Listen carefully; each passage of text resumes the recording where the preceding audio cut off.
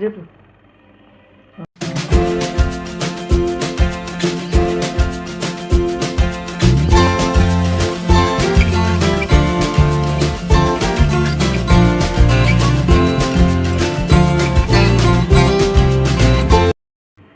కానీ hi, hello, welcome అండి నలభీమ పాకానికి. ఇవాళ మన నలభీముడు పొద్దున్న వండిన అన్నంలో అన్నం మిగిలిపోయింది. సరే ఏం చేయాలని ఆలోచిస్తుంటే ఫ్రైడ్ రైస్ చేద్దు కానీరా, ప్రిపేర్ చేసుకోనంటే సింహం మొదలెట్టాడు. వెయ్యి నూనె, చాలు చాలు చాలు చాలు చాలు చాలు చాలు చాలు.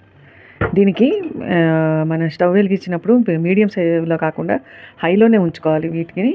దీనికి కావాల్సినవి ఏంటంటే బీన్స్, క్యారెట్, కొంచెం ఉల్లిపాయ, 2 పచ్చిమిరపకాయలు అన్నీ సన్నగా తరిగి పెట్టేసుకోవాలి. ఇవి పెట్టుకొని పెద్ద మంట మీదే వీటిని వేయించాలి. వీటిని వేసి పెద్ద మంట మీదే వేయించేసేయాలి. వీటిని బాగా టాస్ట్ చేసుకోవాలి. వీటిని వేసి ఇది వేగుతున్నప్పుడే మీకు నచ్చితే కనుక పసుపు వేసుకోవచ్చు, కానీ వేసుకుంటే బాగుంటుంది కలర్ఫుల్గా. కొద్దిగా పసుపు వేసేసుకొని వేయించు, గబగబా వేయించు. ఇవి పెద్ద మంట మీదే వేయించుకోవాలి. ఇవి ఎప్పుడైనా సరే కొంచెం అన్నం మిగిలినప్పుడు ఇలాంటివి చేసుకుంటే బాగుంటాయి. ఇవి ఇప్పుడు కొంచెం సాల్ట్ కూడా వేస్తాను. సాల్ట్ ఎందుకు వేస్తున్నాం అంటే తొందరగా వేగుతాయి ఇవి.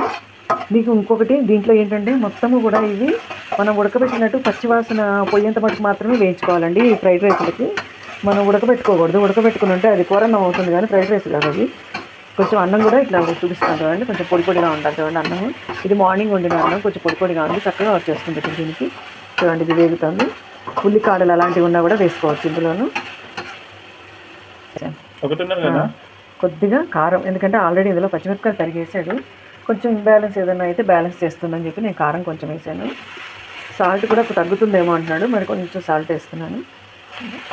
తక్కువైతే మళ్ళీ కలుపుకోవచ్చు, కానీ ఎక్కువైతే కష్టపడదు. ఇంకొంచెం సేపు వేగిన తర్వాత ముందుగా అది సోయా సాసును, వెనిగరు, అది యాజ్ పర్ టేస్ట్ అండి, కానీ వేసుకుంటే బాగుంటుంది. కొద్దిగా ఒక హాఫ్ టీ స్పూను ఆ రెండు కూడా యాడ్ చేసుకుందాం. కొంచెం ఒక half teaspoon soya sauce, చాలు చాలు చాలు చాలు. వెనిగర్ కొంచెం, ఇది నేను మిర్చి వెనిగర్ తీసుకొచ్చానండి, వెజిటబుల్ వెనిగర్గా. చాలు చాలు చాలు చాలు కాస్త.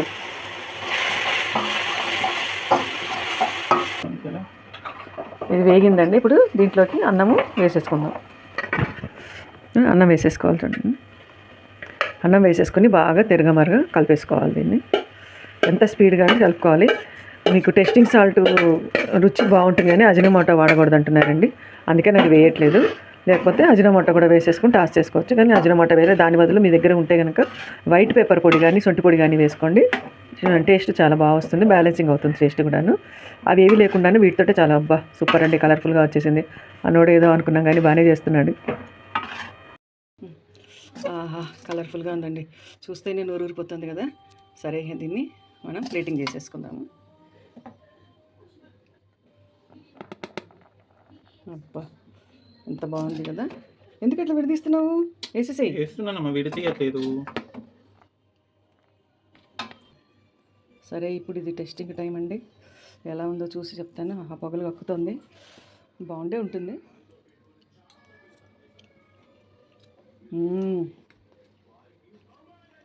నోరు కాలుతుంది, సూపర్ అండి.